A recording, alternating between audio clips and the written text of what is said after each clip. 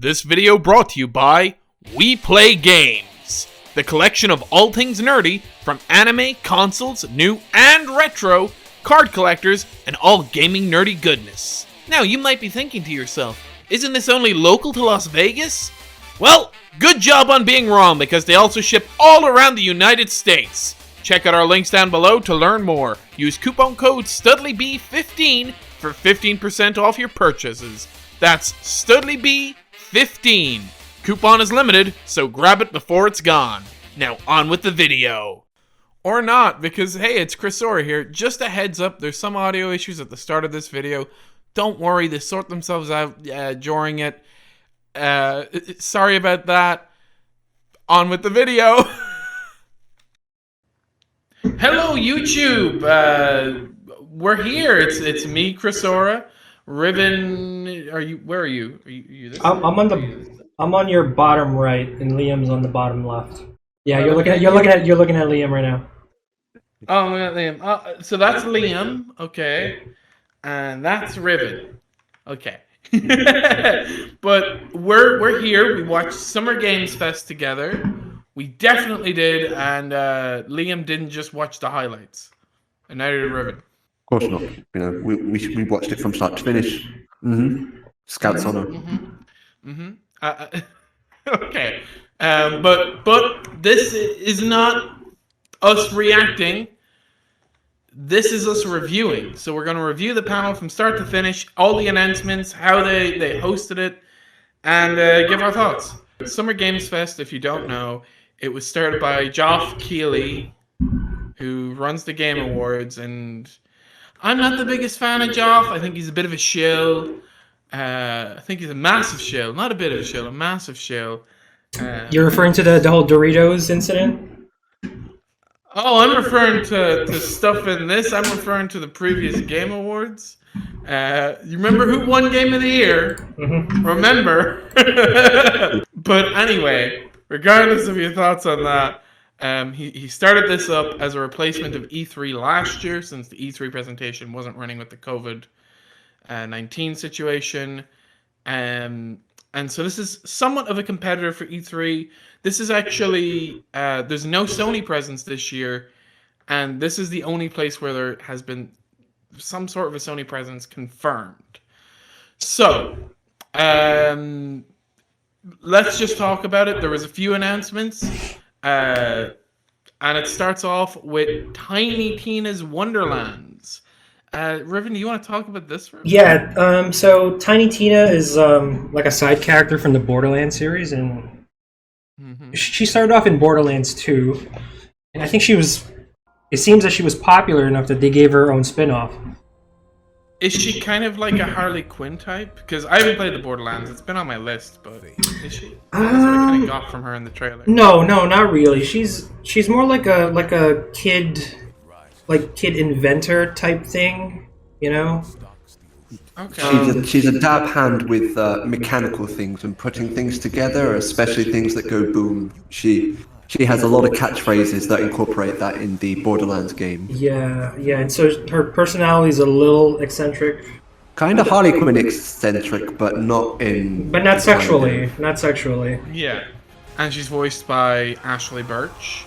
So they had a little talk with Ashley Birch, which it was nice. It was fine, whatever. I actually I need to confess something. So I've been streaming it on my D-Live and Twitch, all of the reactions to this. And I may have missed the first 15 minutes due to the schedule that I was looking at placed it an hour later, and then I realized, oh shit, I've missed 15 minutes of this. So I kind of just skimmed through this part. But what I saw, Ashley Birch did great. They announced the game or whatever, and then they announced Metal Slug Tactics. And what did you think of that, Liam? I believe it looked partly powered by a Nintendo, the Game Boy Advance. The cutscenes look nice, but it would have been nice if they had that kind of detail and textures on the actual combat scenes. I know there's a level of formula that they keep to, but where we are now, we have the level where things should be able to be to that level of detail, rather than scaling it back, like the Cuphead game, where they scale things back to look more classic. It's cool, but in this sense, it's a series that I feel it needs the refresh of a new palette. Yeah, so it's called Metal Slug Tactics. So it kind of looks like Fire Emblem, like grid-based combat. And I think I'm kind of with Liam though. My issue with it was just the character models and stuff like that look very. The reason why character models looked like that 20, 30 years ago is because they were like a limitation of the time, right? And I'm like, you could draw the character models to at least look more like the cartoon characters that you're showing. Because like in Fire Emblem, they don't look like they still look like themselves, right? They're like, I mean, it depends. I think some Fire Emblem games are like little chibi versions of themselves. You do make a point though with the limitations. I mean, look back when the Nintendo 64, they only had a cartridge that was able to contain only so much data, so they had to reuse sounds in different pitches just to get inventive with it. With what we have now available, it's just day and night. But wait a minute, what system is this coming out for? Like, I can understand if this was like a mobile game. Yeah, it really looked like a mobile game. Let's find out actually. Okay. We don't care, Joff. Joff! Joff! I like how it says on the bottom, Metal Slug Tactics is under development and may be subject to changes. All music, sound, and visuals are a work in progress. Oh, they don't say. Well, that was handy to know. They don't say when it's coming out. Hey, you never know. It might turn out a little better in a couple of months. So then there was a little talk with Kojimbo, Hideo. Hello. And did you watch this part, Riven? Yeah. Well, they talked about the what do you call that? Death Stranding director's cut, right? And they showed like a little trailer for it, and there was like a little Solid Snake Easter egg there with the box. It was like a nice little reference to Metal Gear Solid, which I kind of like. I kind of dig that, but yeah. At the same time, I'm kind of like, does Death Stranding does it need like a PS5 re-release with like better graphics and stuff like does it need an upgrade? Because it already looks so good. It's gonna be in 60 frames though, right? Oh, okay. But I mean, even still, like you could just patch the original, right? Oh, wait a minute. Is do people who own the PS4 version, are they gonna get a free PS5 upgrade? Because this is the director's cut. I'm assuming they're adding some cut content. So it's not just like a visual upgrade. To play a bit of a caveat to that, which we've seen historically, a lot of companies have tried to charge people for the upgrade version. So I don't think we can rule out the possibility of them like charging a small fee for a director's cut. Especially when there's like a lot of new content that's supposed to be in this version. I don't like that he called it the director's cut, because the director's cut implies that the original Death Stranding that released wasn't Hideo Kojima's Death Stranding.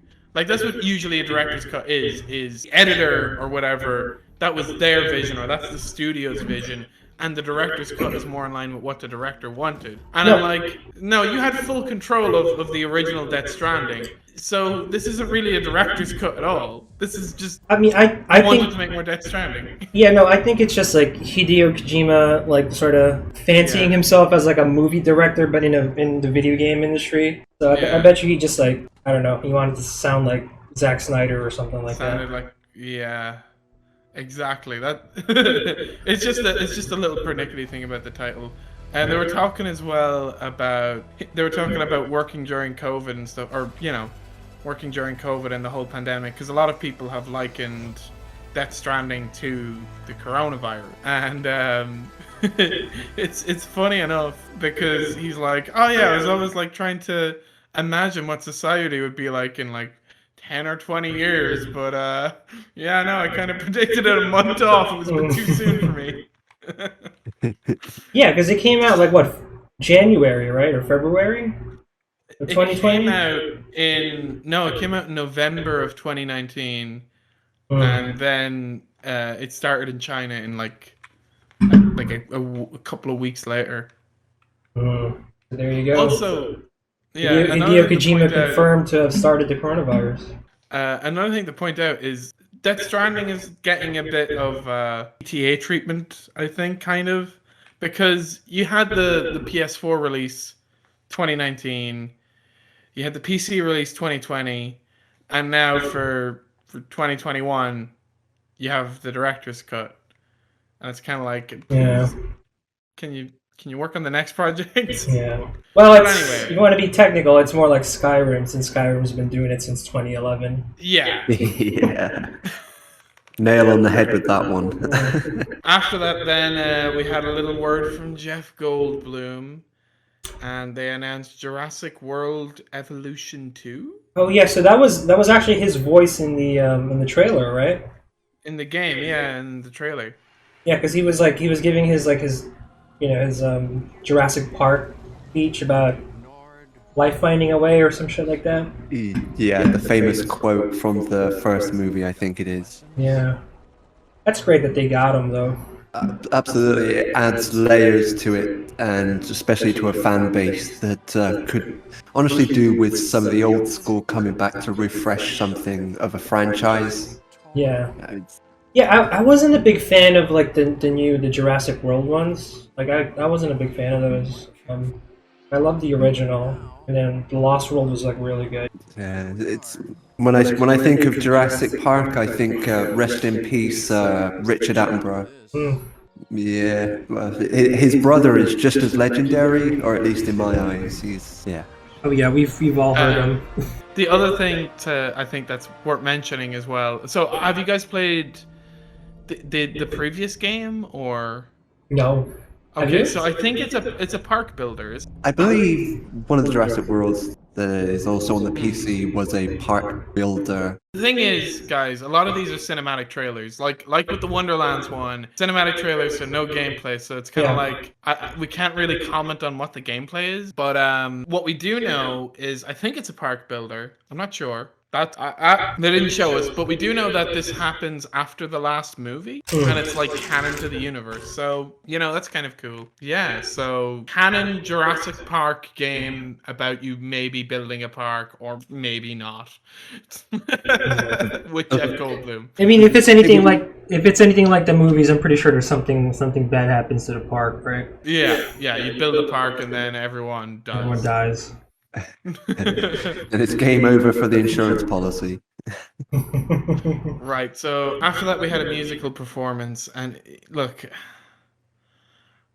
I gotta like the Game Awards does this as well. We don't need these like bands or whatever performing. Who played I know it was like the band from Sable or whatever, but I don't care. Just show me stuff. And this is what I don't like about Job is you know what? We'll get to it. So they had the band from Sable perform.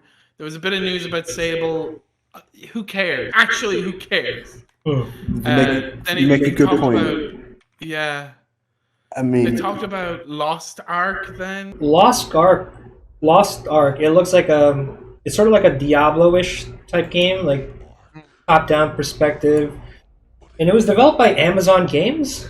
I believe it's like an Amazon Prime thing, or Smilegate RPG is is the developer, but it's being developed for Amazon. Is that correct? Yeah, I mean it's got Amazon's name on it, so yeah. And then we had, this is where I'm going with the whole Geoff Keighley thing. Then we just had a whole trailer for Amazon Prime, and it's like, what does Amazon Prime have to do with anything? Like, why are you showing me a trailer for Amazon Prime during the Announce Games Fest? I know they'll need to pay for this stuff or whatever, but like, surely, the game studios that are entering the event are fronting some money or whatever to advertise their game.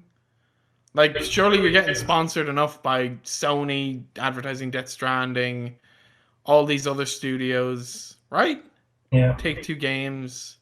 Yeah, and I don't understand Amazon promoting Prime. I feel like it's such a it's such a household name now. It's like it's Yeah. It just felt like Geoff Keighley was like, how can I fill my pockets? Well, I'll ask Jeff Bezos for a bit of money. Wait, so there was only one game that was attached to Amazon, right? It was just this one. Yeah, it was just this one. So I couldn't understand if there were like multiple games that were under Amazon, Yeah. but if it was just this one, it sounds like a waste of time. Yeah. But then again, Amazon has Amazon level money. You know what I mean? Yeah. They throw their wallet almost anywhere nowadays, even with the bonds. Wait, okay, so going back Yeah. to Lost Ark though, what do you guys think about the game? Didn't really care for it. But to be honest with you, it looks like a Diablo 3 clone. Yeah. You know, it's like probably better graphics. Yeah. Just so people know as well, the Amazon thing, they were advertising other games, but like it was like the Telltale Batman. It was Fall Guys. Who the fuck cares about Fall Guys in 2021? The game died a month after it came out because of Among Us. Yeah. Sorry if you're a big Fall Guys fan, but your game's dead. Yeah, just the other day I saw like a promotion. They were showing a costume, like the 2B costume from Nier. Oh yeah. They announced that a 2B from Nier is gonna be in Fall Guys, Yeah. which is cursed. It looks cursed. Why are you doing this? Anyway, after that they talked with some woman about Call of Duty. Okay. Again, it's like I don't care. Just show me gameplay. Oh, I don't care about the Call of Duty DLC. Even if it was a new Call of Duty game, I would care more. But the fact that you're just talking with some woman on stage about, oh, here's what's coming in the season 4 pass. Why are you doing that? Show me stuff, right? You're not wrong. Well, okay. Okay, like I wanted to like talk about it at the end, but like for the most part, E3 is mainly for like investors. They don't really target it towards the gamers, because otherwise they would just show off games. You know, it's mainly targeted towards investors, so that's why they have to show all that other stuff that most gamers wouldn't care about. Like they did show a trailer and whatever, but at the same time, it's a trailer for a DLC that comes out next week. But the difference as well is this isn't even E3. This is Summer Games Fest, which Geoff Keighley made for the gamers. Apparently, gamers need Amazon ads and Netflix ads. And Ryan Reynolds promoting his new movie, Free Guy. That was what happened next. Listen, I don't want to see Ryan Reynolds promoting a movie unless it's a Deadpool movie. Yeah. It's like I just don't care. It's like, and like, again, we have to like talk about the order this is going in. Is you start off quite nicely with Wonderlands, with the Death Stranding, which is like, okay, fine, I'll accept that. But then you just go into music performance, Amazon ad, Ryan Reynolds ad. Oh, Among Us is getting a little bit of an update. Like, I don't think people care enough. Like, I don't think people are seeing the Among Us update, and it's not like, when Final Fantasy VII was revealed. I know not every reveal is supposed to be like that, but I don't know. The Among Us stuff, like the Among Us reveal as well, it just, you're killing the show. Where it's like at that point, I've already checked out. I checked out by the Prime ad by this point. So the Among Us updates, I don't have much to talk about. Does anybody want to say anything about those? No, I mean I don't even really play Among Us anymore. Yeah. It's still streamed. Like a lot of people still stream it. So, Yeah. but it's worn out its charm after a couple of months, just like Fall Guys did. Yeah. It just the Among Us update thingy just kind of felt like it literally felt like something you could tweet out. Yeah, I'll tell you something about Among Us. It's not like fun gameplay to watch, but it's more like Twitch content in my opinion. Yeah. It's not gameplay wise. It isn't. Like. Then we had Shuhei Yoshida. He was one of the leading people that ran Sony during like the PlayStation 1, PlayStation 2 era, and he was talking about indie games. That was an interesting enough conversation, I suppose. But you didn't care. I mean, it was funny. His name popped up, and I was like, "Who's Shuhei Yoshida again?" And so the whole time he was talking, I kind of missed it because I was just googling who's Shuhei Yoshida. Then we had the Chicory, A Colorful Tale. What was that? Hold on, let me take a look. I don't remember that one. I don't remember that one. You guys are gonna have to. I don't remember this one at all. This feels like a Mandela effect. I legitimately have never seen this game before. What's it called again? Chicory? Chicory? Oh, it's one of the indie games that Shuhei Yoshida was showing off. Oh, you mean a Colorful Tale? Is that the one? Yeah, A Colorful Tale. Well, it's already out. Like, there's already ratings for it on Steam. Oh. It's so why are you showing it? $20 too. Then they showed kind of a Castlevania type game, I think, called Salt and Pepper. Salt and Sanctuary. Yeah. Salt and Pepper. Yeah, Salt and Pepper. Yeah, I mean. Okay, it looks like an indie game. It looks like an indie game. It looks like an indie game, yeah, and I guess it is like. And like I don't like the way the animations. I don't like the way the characters move and stuff. Yeah, I guess here's where I'll commend this portion of the show is you're giving smaller devs a bit of a spotlight that they never would have otherwise. Like after this, so people are aware, they showed Day of the Devs, which was exclusively indie games, and you know. It was fine if you like indie games, but I mean, who was sticking around? I mean, a lot of people actually did stick around for it, but it was nice to put them in the main show as well. Yeah. So that's where I'll kind of give credit where it's due, but it's just. You've already gotten me checked out enough that I'm just Googling the history, or not the history of Sony or Shuhei Yoshida, but I'm just trying to Google who this person is. So I'm not paying enough attention, and that's why we're forgetting games and stuff like that. Well, so what do you think about the game itself, though, Salt and Sanctuary? It looked very Castlevania. Yeah. I wouldn't say it's Castlevania. If you played like Dragon's Crown, the PS4, it's sort of like it's more like kind of like an RPG but 2D or something. That's what it kind of looks like to me. Has some logistical management to it. Yeah. Yeah, like you get missions and. Yeah. Then we had Solar Ash. It was very Jet Set Radio-esque. It looks nice.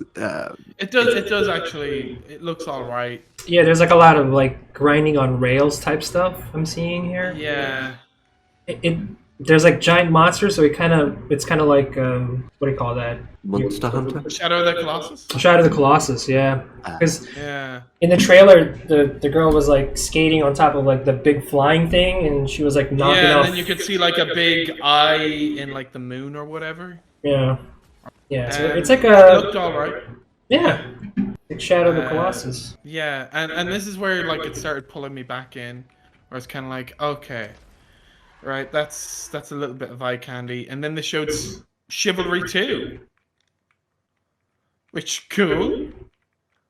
Yeah, I don't remember that A one. lot of blood, lot of blood. I mean, it looked like the original one, just updated, I guess. Yeah, I haven't played it. So I can't really say for sure. Fun co-op multiplayer game, I guess.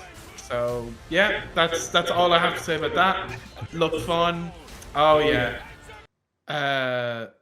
Yeah. So then they talked about Amazon Prime has a deal with Valorant or whatever. Again, it's like, stop talking about Prime game. I know they're sponsoring your show. Yeah. Please stop. Oh, I also wanted to point out like one small detail about like Prime, because I know like if a game is attached to Prime, I know that they give you like occasional rewards. Okay. So I think that's like one of the reasons why they're advertising So Prime. pushy. Yeah, so just so you can get like the occasional rewards or something like that. But it's nothing like too big. It's just like Then we had Escape from Tarkov. Tarkov. Tarkov, yes. It's finally Um, coming out of beta. I think so. Do you know much? I don't know much about this. Do you know about it, Liam? Tarkov has been in the beta for quite some time, and we're talking years. It's normally a single style game where you can wander around, collecting, finding guns, kind of like loot and shoot, but it's more tactical. You don't get a HUD or a map thing, so you get no real visual aid. You get levels of NPCs out there that can. It's quite advanced with the AI. For example, if you run from a cover and there's a scav, which the AI are called in this, with a sniper rifle, there is all the chance they can take a pot shot at you the second you come out that corner. It's a game where you have to use your eyes and your ears, especially if you have a good set earphone sets. Okay. It's something that people spend a lot of time doing. You can do small groups, but again, there's no like group icons. You just kind of join in at the same time, and yeah, hopefully you survive the time you're in there looting, and you have to get out by a certain time. But the way you go in is never always the same way you go out. Yeah. I would say shooters aren't really for me, but I mean, they showed a lot. Like, what I like about this is they showed a lot of gameplay, and you're right. You see, the fact they weren't showing a UI was throwing me off a lot. Where I was like, oh, that's a bit weird. Just show like the UI and stuff. But no, if that's the way the game actually works, that's really cool. Certainly adds a lot of layers to the gameplay because, for example, you could shoot an AI down and lie on top of that, and if you've heard someone running along, they may well very think that there's just two dead AI on the floor, and there's always the opportunity to make people jump. This game has made a lot of people rage in its beta time, so now that it's coming out, ooh. That sounds really cool. And then we had 2 Point Campus. Which yeah, one is this? Oh, that's the one with the school. But it kind of looks like I don't know. It feels like The Sims, but in a school setting or something like that. like The Sims, but in a Disney Junior art style. The art style of this is disgusting. And the magic as well, so it's some sort of Hogwarts, but for copyright reasons, definitely not.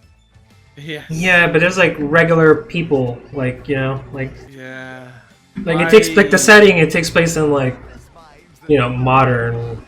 Yeah, I this was one where the art style really just threw me off so much. Just looks like a kid's cartoon, like something you'd see in like Nickelodeon or something, or Cartoon Network.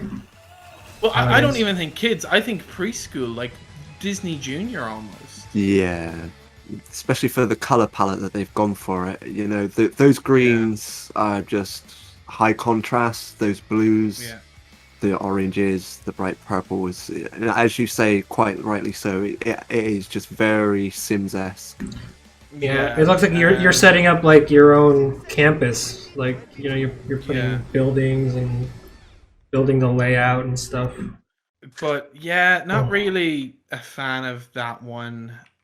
But still, it was keeping the conference going.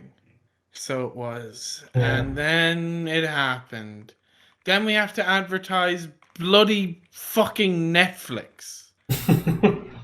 Like, and it's like at first they're like, oh, look at all these TV shows based on games like Cuphead, The Witcher. But then you're bringing up stuff like Stranger Things, and it's like, Stranger Things isn't a video game. Well, they did one for Assassin's Creed as well. Wait, hold on. Speaking of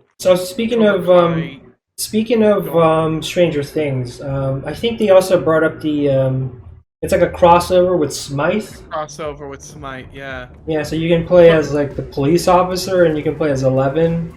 And the character model was bloody awful. It did, like, they only showed 11, but it did not look like Millie Bobby Brown whatsoever. Whatever they were showing. You know who? It looked like Sid from Toy Story in a dress. Yes. That's what the character looked like. Jesus Christ. Like, and this is a pre-rendered trailer. You can make her look as good as you want, but no. Yeah, well, God, it looked terrible. They didn't want to like falsely advertise, right? Like, hey, she look better in the trailer than in the game. What's going on here? We will save the next section for the next video that you guys will see on this channel, where we review Cock Prime Matter, because it was just a summary of literally everything that we're going to show at Cock Prime Matter. And you can see everything that we're going to show in the next video. So be sure to like, comment, subscribe, and hit the bell for notifications on that one. Right. Next game. The Anacrucius. Yeah, I got nothing to say about this one. I don't even remember it. Oh, wait, never mind. Yeah. It's another one where I did not like the art style whatsoever. Like, the gameplay mechanics looked interesting, where it's like each of the gun, like one gun sucks everything together and stuff like that. Yeah. Or one gun is like a big bomb, but like it's just the art style. Wait a minute. Is this supposed to be like Left 4 Dead? Because like it was just pretty much them mowing down like a horde of aliens or whatever. Yeah. I don't really know, because it seemed... Oh, well, I can't remember if this is the one where you could play as the aliens or not. No, I don't think so. No, I don't think so, actually. Did you guys ever play the Fortnite survival side of it, where you have to pay to play it? No. This looks very much like it. In the paid art version, style of the people is the art. Yeah, I mean, with the art style of the people, but the premise of it, by the looks of it, from what we see, it's just a zombie survival game that even Fortnite pretty much looks the same at. Yeah, in terms of like the art style, it kind of looks like Portal almost. You know, it's like, I don't know, it's kind of bright, not too detailed. You know, a little cartoony. Yeah. Yeah. When I say the art style, I mean like the character models of the humans look bad. The monsters actually look pretty good. I like the design of the monsters. But I've got nothing more really to say about that. If you guys want to talk about the next game. What's the next one? New World. I think I remember that one. What's that one about? Oh, I see it. It's sort of like it's like a survival game, kind of like The Forest. Is that what it is? But there's like, I see like a wizard and a knight. Yeah. I don't really have much to say about it. Their trailer, what annoys me about it is they're like, oh, there's a closed beta Friday and whatever. But in your trailer, you're showing a lot of pre-rendered stuff, and it's like, show me gameplay, you know? Yeah, New Worlds. This looks kind of like, I want to say, Dragon Age a little bit.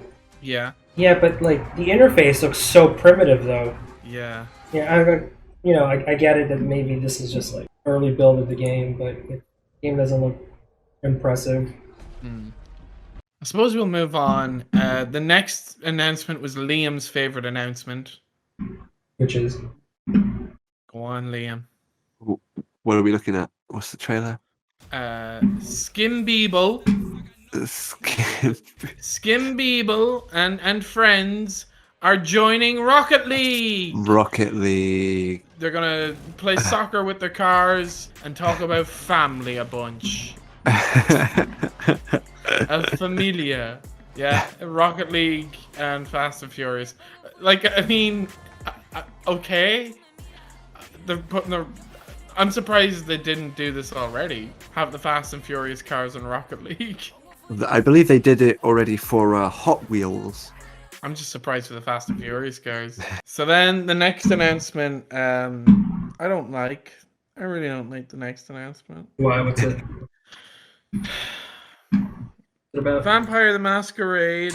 Bloodhunt, I think is what it's called. No, it's Bloodhunt. So pretty much Bloodhunt. Yeah, so it's like I was a little surprised since they were developing Vampire the Masquerade 2, and then that was put on hiatus because a couple of the people working development, like really important people developing the game, were fired.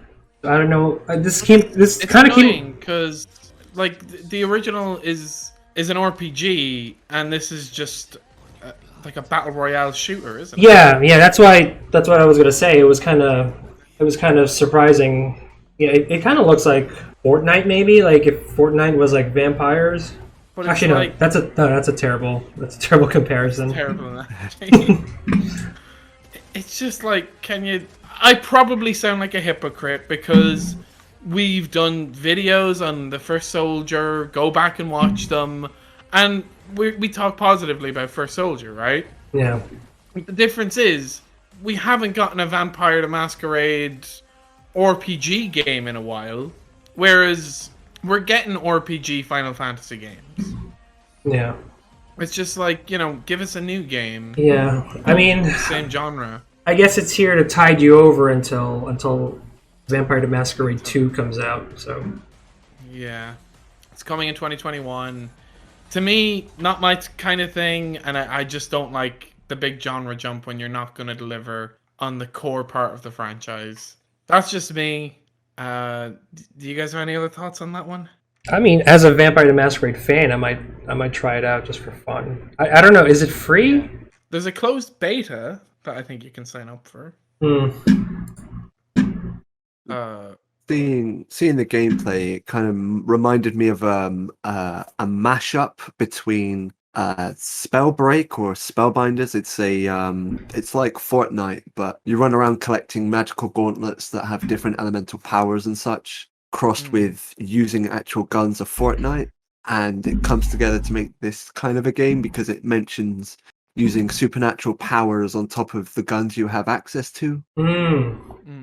Yeah, like Chris was saying, it's Vampire the Masquerade is traditionally an RPG, so most of its fan base, it's used to it being an RPG. So I don't know how they're going to react to. It's sort of like with First Soldier, it's not going to be RPG fans that are going to be attracted to it. It's going to be Battle Royale fans. So it just, And still, the big difference is with First Soldier, it's a very small spin-off, and you're still getting your big Final Fantasy 7, even your big Final Fantasy games. You're getting Final Fantasy 16, as well as 7 Part 2, as well as all of the rest of the 7 franchise remade as a turn-based RPG for phones, along with this Battle Royale game. So it was like, it didn't feel like, oh, you're just going to jump genres and not deliver on, other stuff. It felt like, okay, we're going to give you we're going to give something for every kind of Final Fantasy fan, and then this one little extra thing. The thing is, the formula has been so rinse and repeated over the few years that the big ones came to stand and point that every FPS game has incorporated it in that time. Yeah. So the next thing we had was House of Ashes. Was it a pre-rendered trailer? Yeah, it was very pre-rendered trailer. There wasn't really much gameplay. That's the Dark Pictures trilogy, right? Yes. Can you tell us about that, Riven? I'm not familiar with the series. I know Talos is I'm not playing either. it. So. What about you, Liam? It's a franchise I'm not at all familiar with. Yeah. Skip, They skip. showed off the collector's edition and it had a cool looking statue. I remember when we streamed it, that was the only thing I commented on. I have nothing else to say about this. So after this, we had Tales of Arise, which another part of the Tales of franchise, Bandai Namco.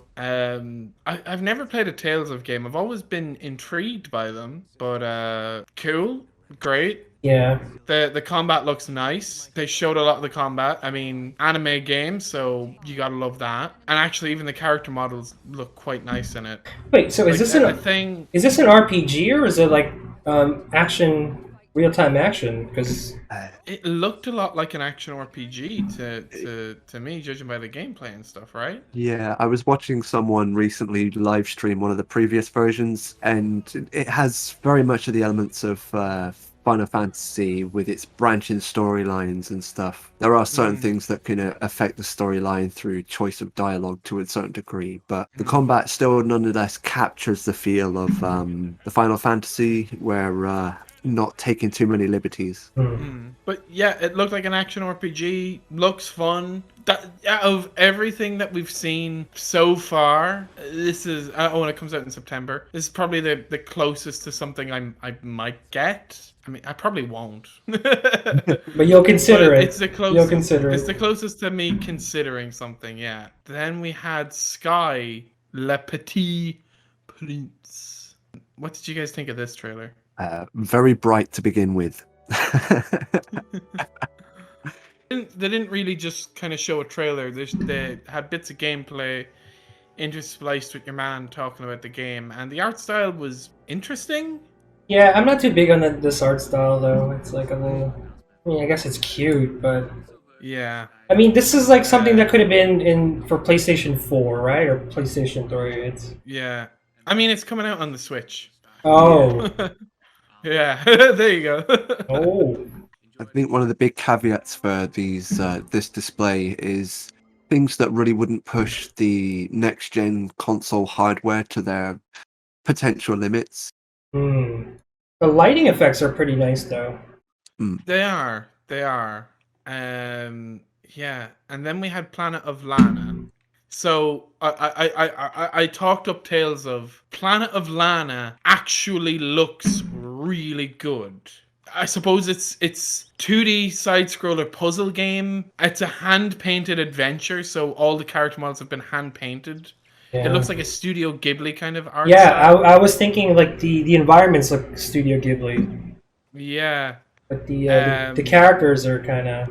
It looks like one of the nicest ones they've shown. I suppose kind of Oddworld in terms of gameplay. Yeah. It's really pretty. Like in some of the scenes, like the use of shadow. This I think is the one game again so far of what we've talked about. This is the first time I'm like, oh yeah, I'll get that one. Whereas like Tales of, it's like, if I had the money and I saw it on sale, I'll pick it up. This is the first time where I'm kind of like, I might buy that. That looks good. I mean, Tales of looked good. Tales of did look good. This is the first one that's kind of grabbed me. But yeah, no, that one looked really good. I think there's another game coming up, and this one and that one were tied for my favorites of the conference. But we'll keep going through. They announced Overwatch 2 characters next. Yeah, well, it's just a redesign of like 2 characters. That was pretty much it. Oh, I didn't even get into Overwatch 1. It's enough to know that. Yeah. Okay, who even cares then? Jesus, lad. I mean, I'm a little surprised that they even managed to get Blizzard footage for this one, because they usually announce stuff like that at BlizzCon. Yeah. You know, so it's I'm kind of surprised. But here's the thing as well: do people really care about Overwatch anymore? I mean, people still play it. People still play it, and the Overwatch League is still a thing. Like, they're still competing and stuff. So, I mean, everyone's waiting for Overwatch 2, so they're building hype for it. Okay, I don't see anybody ever talking about this franchise. It feels a bit dead at this point. It's like niche, you know. It's like very niche. I'm just gonna say the only good thing that come out of Overwatch was sexy anime girls, like Well, sexy designs and sexy I'm cosplayers. not gonna put like an You know image. what? I'm not gonna edit an image of it on the final video. And if you're a sexy diva cosplayer and you like what you see, be sure to hit up the Studley Boys at studleyboys2017@gmail.com. I don't think that's our email. That sounds so sus, but okay. Yeah, you're trying to move on from this? From Overwatch, yeah. Dungeons and Dragons Dark Alliance. Oh yeah, that's supposed to be like a remake, right? Is it? Oh, okay. Yeah, it's like a remake. So I mean, it's like a fun dungeon hack and slash type game. The problem with them showing off this is they had two YouTubers I've never heard of and Geoff Keighley playing it, and it's like this does not. You aren't making the game look fun, lads. Wait, what was it called again? So who was playing it? Someone called Ember, a lad called Jeff Hatton, Hannibal Burris. Oh, Ember is a WWE wrestler apparently. Ember Moon. Yeah, Hannibal Buress, I think, is like a comedian. He's a stand-up comedian. Oh. So that him I recognize. Oh, so they got celebrities to do it. Okay. I don't know. Didn't do anything for me. I didn't find you entertaining, lads. Sorry. Oh, God. I thought they were YouTubers. The next game looked like Tron. Well, the start of the trailer looked like Tron Uprising with the character designs, and then they got into the actual game, and it looked like a PlayStation 2 game, and I stopped caring. Wait, what's the game called? Paladins Genlock. oh, really? Paladins again? Yeah, it's coming out on the PS4, the Switch, the Xbox, and Steam. Oh. I genuinely think you can just throw it on the PlayStation 2 and PlayStation 3. Wait, so this is Paladins. I thought this series died already. I'm surprised it's still making games. Yeah. Oh wow. The start of the trailer looked promising because I thought it looked like it could be a Tron thing. That's all I have to say about it. Who bloody cares? Oh, then there was Battlefield. Who cares? Jesus Christ! I stopped caring an hour ago. Wait, Battlefield. Okay. Battlefield, Amazon Prime. No. Yeah, I mean, I don't play Battlefield, so I don't really have an opinion on the matter. They said we'll probably see more in the coming days. I've heard they're recycling a lot of things from Battlefield 4 into the newer one in a bad way. I'm not surprised. Next, we had a Monster Hunter game, wasn't it? Yes, I believe it was Monster Hunter Stories 2: Wings of Ruin. Yeah, it's like cell shaded, more cartoony version of Monster Hunter. Yeah, so is this kind of like the Monster Hunter version of like World of Final Fantasy, where it's like chibi versions and stuff like that? I guess so. I mean, it's not chibi; they're just like kind of drawn more childish. There was some chibi-esque characters there. I mean, it just straight up looks like a. If I showed this to someone and told them it was like a Tales game or something, they probably would have thought it was a Tales game. And the sad part, they didn't even really show footage. It was just all cutscenes. Which is story trailer. Different from a typical Monster Hunter game, since Monster Hunter isn't really big on story. Yes. But here, it's like there's like a story, there's characters with names and stuff. And possible voice acting. Yeah. So, should we talk about the next 5 minutes of the fucking conference? What happened? We had a 5-minute performance by Weezer. What song did they play? They played a song called Tell Me What You Want, I think. Okay. And it was literally just a Weezer music video interspersed with gameplay footage of Wave Break. This was and it went on for like 5 minutes of just this musical performance showing the gameplay footage occasionally. And that's they were premiering a new game. It's a new game. Yeah, is Wave Break? Yeah, it is a new game. Let me look at it. I mean, if I was watching the trailer, I wouldn't want Weezer music playing in the background, right? Or them standing over. I wouldn't want it to keep cutting to Weezer. Like either show me the game or show me Weezer. One or the other. What is it supposed to be, like a skateboarding game? Because I'm seeing like a lot of like skateboard tricks here. Yeah, it seemed like a skateboarding, a waterboarding game, I suppose. Hmm. Because you're like in a little boat and you're able to grind on rails and do flip tricks and I stuff mean, like that. it looks cute. It looks fun. For those of you that love the Toy Story skater game, this will be right up your alley. For those of you who really enjoyed Tony Hawk's Pro Skater 2 And Animal then Crossing accidentally hit your head, yeah. with like Animal Crossing graphics. you got your Animal Crossing in my Tony Hawk. Oh, it says here featuring new music and levels from Weezer. So I don't know what that means. Did Weezer make Did levels? we design the levels? What? Oh, okay, fine. It's alright. I mean, with I've seen League of Legends World Championships have bands play. You know, I feel the same way. Like we're there for the content of watching champions play. You know, we don't need like Marshmallow Man or something. Just an example. In the very first like Overwatch League finals, I think they got DJ Khaled to perform.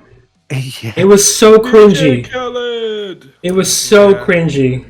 He couldn't get the crowd to go in line with him at all. It was great. Yeah, it was. He was just so out of place. It was uncomfortable to watch. To the level of watching Ninja on Ninja on New Year's trying to get everybody to do the Fortnite dance. Oh, the floss. That was the one. Oh boy, it hurts thinking about it. Then we had Endless Dragon. Looked absolutely terrible. If you think Endless Dungeon. looked good, Endless Dungeon. yeah, it looked terrible.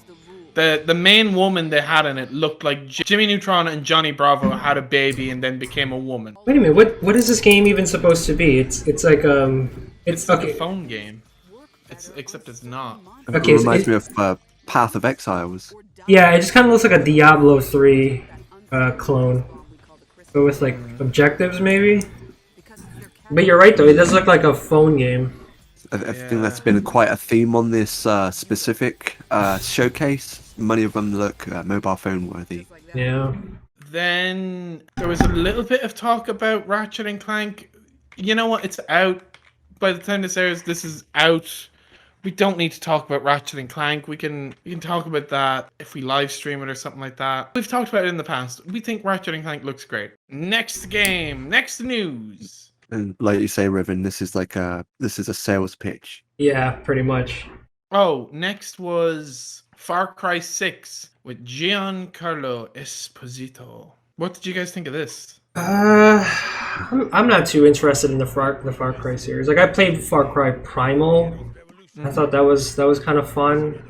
I feel like they all play the same. There's like always like some sort like warlord or something that you're fighting against. Yeah. Far Cry 3 had the dude Voss, and then now we have this guy. Like what annoyed me about this was you're advertising this, which is fine, but you're doing it by just having an interview with the actor of one of the characters in the game, and I don't think this is the place for that. Nobody is tuning in and going, oh, it's the guy from Breaking Bad and Mandalorian. I'm gonna have to buy this game to see him in it. Celebrity talent in games, it's fine, but it's not like a movie where it's like, oh, I'm going to go see this movie because it has Tom Holland in it. Oh, I'm going to go see this because it has Ryan Reynolds in it. The celebrity talent doesn't draw anyone to a video game. The game actually needs to be good. We don't care about the actor that's in it, right? Yeah, I agreed. I think I was complaining about that with the Tiny Tina game. I think there were like two popular actors. Like Wanda Sykes, Will Arnett and Wanda Sykes, and I feel like people from like a different type of media shouldn't cross over to like video games. Like if you're into movies and TV shows or whatever, like, you know, stay in your lane. You know, like leave the video game people with the video game people. I will only counteract that to Will Arnett's credit. While he is a big celebrity, he's done a lot of voiceover because he did voiceover for obviously the Lego Batman stuff, BoJack Horseman. So after Arrested Development, he became mainly a voiceover guy, and that's why I can understand him going into video Okay, games. that's fair. But I mean, it's the same with like, it's the same with Mark Hamill. Like he's pretty much just like Yeah. voiceovers now. He doesn't do any live action acting or whatever. But with this, where they're like, "Oh, we got his likeness, and he's doing the voice," like, you know, you're gonna try and advertise it like all the acting is him, but the acting isn't. Let's be honest, the acting isn't him. They got a different man to put on all the dots and walk around, Yeah. and he just did the voice, and they probably scanned his face a few times. As a caveat, if you look at the new Fast and Furious release, if you even know much about it, it's been memed on so hard, but there's been points where the Vin Diesel himself has gone on stage saying, "Yeah, this is my voice work. You know, I did all the acting, and I'm all about gaming. Me and like my girl here and all the other actors, we're all about gaming." And then they produced that. Yeah, and that game looked awful. Still can't believe a game like that came out last year. Oh my god. I've got nothing else to say about Far Cry. Either of you give anything else to add? No, I don't really. Then we had another Amazon Prime ad. Thank you, Geoff Keighley. I hope your paycheck was nice. Then we had the Nier Automata Fall Guys crossover we talked about. And then we had a Genshin Impact trailer? A new update. I think they're doing like a summer promotional thing. I don't know. I actually started playing it a couple days ago. It's kind of fun. I need to start playing it. I feel like I'd really like Genshin. I would say, and as someone that doesn't often go into the anime side of things, I would definitely say give it a go. It's one game that's kind of captured me playing it, and Epic Store are giving you a free bonus code when you get to Adventure Rank 10. Yeah, Adventure Rank 10. And then once you hit 15, I think you open up multiplayer, so you can quest with other people. And you can ascend too. So then we had, as much as I have complained, I think we had the worst part of the show. What? Geoff Keighley was like, "Oh, we're going to announce a new studio. We've got these two developers. I think they were both from Call of Duty, and they were both like, oh yeah, we're sick of making Call of Duty, so we decided we're going to make different games. We decided we might deviate and make our own game, and so our studio is called Deviation Games." And it's like, Jesus Christ. But all it was these two lads just talking about, oh yeah, we're not making Call of Duty anymore, so we're going to make our own games, which are probably just going to be Call of Duty. Like, who cares? It's like a reskin Call of Duty. Yeah. And they had no gameplay or anything to show, so it was just them talking about, we have a new studio. Yeah. Okay. Again. I think they're partnered with Sony. And this is I made this point when I was streaming it. It was a big deal when Hideo Kojima made a new studio and partnered with Sony, because it was Hideo fucking Kojima, you know? Hello! Everyone knows who Hideo Kojima is. Nobody knows who these two bald lads are. And I don't think anybody really cares. Yeah. Like, do something good and maybe we'll care, but at the minute, we don't. It sounds mean to say, but it's true. Well, I mentioned it earlier. It's really to sort of like introduce them to like investors, but like you're right, they didn't show off any footage, so it's like, okay, you know, so I believe this is kind of the Valorant syndrome, where some developers from an established company, such as I believe some of the devs from Call of Duty, had actually left with the same scenario, thought of, we're going to make something different, and then Valorant was appeared, which deviated a bit, but it's still a shooter. Yeah. You mean like from CS:GO? Yes. I mean, it still pretty much plays like CS:GO, though. It's like a lot of like hiding behind like cover and. And because I mentioned it earlier, this is where the show again became such a lull, because you start off with the Weezer performance, and you know, then you have that Endless Dungeon game, whatever. Then you have Ratchet and Clank, which fine, okay. Then you have Talk with Giancarlo about acting in this game. Then you have Amazon ad. Then you have Fall Guys ad. Nobody cares about Fall Guys. Then you have Genshin ad. and Genshin's free for everyone. It's been out for months, and then you have this for 5 minutes, and so it just feels like they just spent the next 20 minutes doing nothing really. Because then the next thing you have is the Philharmonic Orchestra playing music from Sonic Unleashed. And yeah, it was cool, but it's also like you've spent 20 minutes and you've just wasted time. Like, you could easily have cut this entire section out and nothing would be lost. You know what I mean? Yeah. Yeah, we don't need musical performances in our video game shows. Yeah.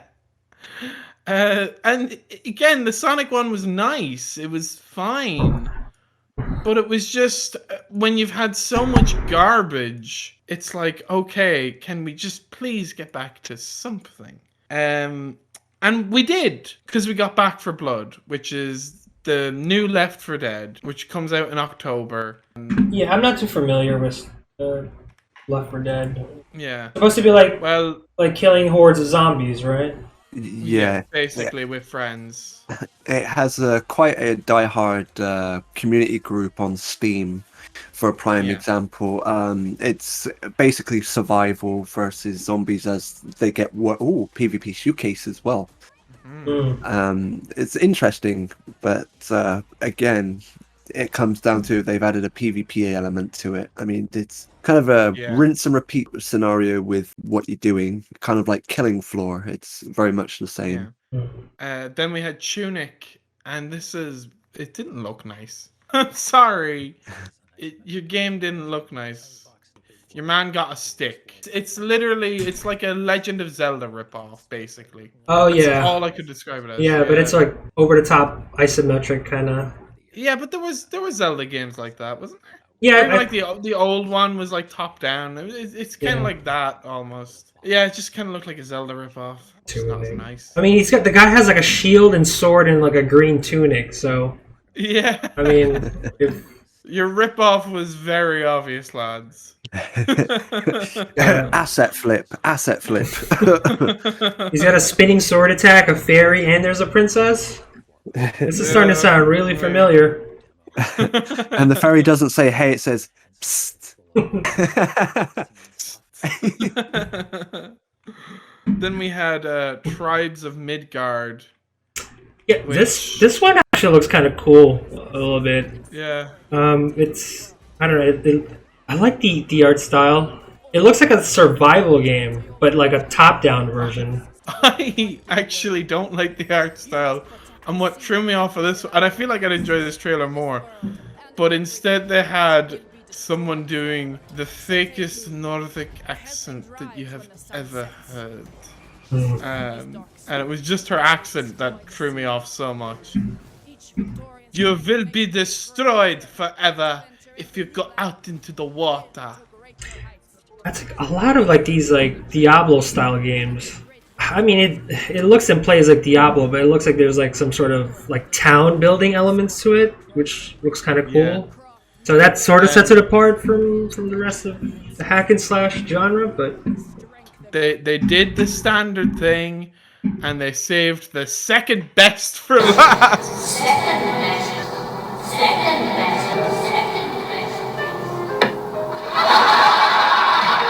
Sorry about that. Make your knee jet. Or no, the best for second last. Sorry, the best for second last is Evil Dead. Evil Dead actually looked good. Yeah, you got Bruce Campbell. You got Bruce Campbell back narrating it. The killing looked great. The whole premise of it is you get to play as Ash or any of the other like Evil Dead heroes, and you have to like fight the zombies. But guess what? The zombies are also played by player characters. Oh, so it's PvP then. It's not. There's no it's full PvP, yeah. Ooh. But it's like some people are playing as zombies and some people are playing as Ash and the gang. Isn't that how Dead by Daylight plays? Yeah, it's kind of like how Dead by Daylight plays, but it's Evil Dead. Yeah, it's got the campy. It's got the campiness. Yeah, all the killings looked so cool. I legitimately, I was into this. I think this was the best one of the whole show. You know, the other one that I really liked that and Evil Dead, I think, are kind of tied for the two best ones that we had. And even like all of the death animations look so cool, and the environments. Oh man, Yeah, I it's was a such lot a of fanboy for blood. this. You can punch people with like a chainsaw. And then he like spins them around and stuff. It's so awesome. Oh god, have you guys got anything else to say about this other than what do you think? I hope there is like a single player campaign though. I mean, I'm pretty sure they can come up with something. It's hopefully that would make it so good if there is. It would feel a lot more filled if they committed to adding a campaign to it, because nowadays they just want a hollow shell with online content. Yeah, I'm definitely getting this one. Let's move on from Evil Dead. The last one? The last one. Who wants to talk about that? So that's Elden Ring. Well, they announced it's George R. R. Martin is writing it, and Hidetaka Miyazaki. So I guess this is why there hasn't been a Game of Thrones book in like 20 years. Is George R. R. Martin was too busy making a video game. Well, I think he was also writing like a separate series though. So. Oh really? Yeah, because he's got other books, other series other than Song of Ice and Fire. Thrones, yeah. Yeah, but the game looks really, really good though. Like to me, Dark Souls, like it takes place in like castles and stuff like that. But here, it's like you have like all these like outdoor environments. I mean, it plays like it plays like Dark Souls. The gameplay itself is very Dark Soulsy, yeah. Well, I think it's from Software, right? Yes, it is. Yeah. They're the developers of Dark Souls. Yeah. So it's the Dark Souls devs doing another Souls-like game. Okay, fine. It's probably going to be good. I can't see why it wouldn't be. Yeah. I guess the only thing really separating it from their other stuff is like George R. R. Martin writing it. Yeah. So, cool. Game of Thrones Souls. Game of Souls. Yeah. I guess we'll talk about that more when it comes out. Yeah. Or when there's more to talk about. All right, let's wrap it up. Final thoughts. Yeah. So what did you think about the whole show overall, and what are the games you were looking forward to the most? Who wants to start? I'll start. I feel like me or Liam should start, because I feel like it was just you complaining the whole time. Okay, I'll say this though. Like, okay, this was like, okay, right. I didn't watch the entire thing. I watched like just the trailers, because like the minute I saw the video for it, it was like 6 hours, right? Yeah. It was 4 hours. Excuse you. Yeah, 4 hours. That included the day of the devs. That is like way too long for like any show. Yeah. That is way too long. So they could have done away with like all the useless stuff. You know, like the concerts, we didn't really need to see any of that. You know, like, okay, I understand the advertising, like I get it, but like I didn't come here to listen to Weezer or whatever, or to have Netflix thrown in your face. Yeah. In terms of the games, I mean, I guess Elden Ring I'm looking forward to, and then maybe the Evil Dead game. That looks good. Yeah. Maybe the Jurassic Park game too. It looks kind of nice. I like dinosaurs. Okay. It's got Jeff Goldblum, so. You also liked Vampire, right? Yeah, that was okay, but it wasn't like the RPG, you know, that I was expecting. I think the Jurassic Park game, visually from the intro and what they did showcase, looked pretty enticing. Even though I'm not someone that plays park builders that often, but just because they've made a decent trailer as good as the great one that we watched just then, that has depth and detail in the gameplay and visually stunning, as we've seen games that are more retro looking that could have done with a polish. But I think there's only one game really I want to avoid, and that was I can't remember the name of it now. We kind of couldn't quite pick up on the gameplay. It was like a builder-esque game. What the heck was it called? That the one with Johnny Bravo, Jimmy Neutron later? That's the one, yeah. Yeah. It's one of those Enigma type games that kind of look like Stardew Valley with a bit of building management. Really strange, like world, like Mario Cross Wrecking. Yeah, Endless Dungeon. It's such a generic name as well. Jesus Christ. I'm sorry. It's kind of funny how like we were like, what I was asking what game what game we were looking forward to the most, but Liam absolutely hates this one so badly he had to point it out. Yeah. It just had to be one of the first things I had to point out because we put ourselves through this to cherry pick what we've seen, and you know, being that a lot of the selling points were the decent, worthy cinematics that a lot of games, a lot of showcases showed a bit too much of, in fairness of what they would really should be trying to sell. But the Jurassic World would still be something I'd be looking towards. Mm. Did you enjoy the show altogether? I thought the show, given the conditions, was kind of lackluster. There was a bit too much dialogue between presenters rather than focusing on what we want to see, what people's money will be going into, rather than what's going on behind the scenes. Though it's something to build confidence within, to know that these things are within these stages, but kind of give you what they want you to see rather than what mechanically is a very key thing. So yeah, it was a bit of a down for me, but some of the redeeming features was the Jurassic Park and the Elder Scrolls type game that had a beautiful trailer at the end. What would you two give it out of 10? The show? 4 out of 10? 4? What about you, Leo? It definitely couldn't even push a 5 in my eyes. It just could not even touch it. So I definitely stick with that 4 suggestion. Had its small merits, but yeah. Yeah. I think I've already made clear what my favorites were.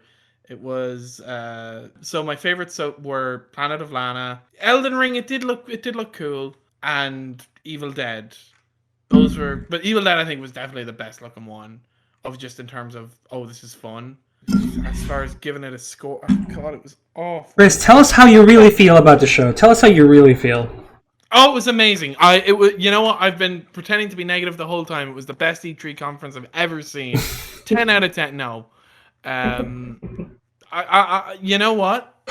If you had asked me yesterday to score this, I would have given it probably a 2 out of 10. However, we had Coach, or Cock, whatever you want to call it, Cock Primetime today. And Cock Primetime put this in so much of a better light that I'm going to stick with the 4 out of 10 that everyone else has given it.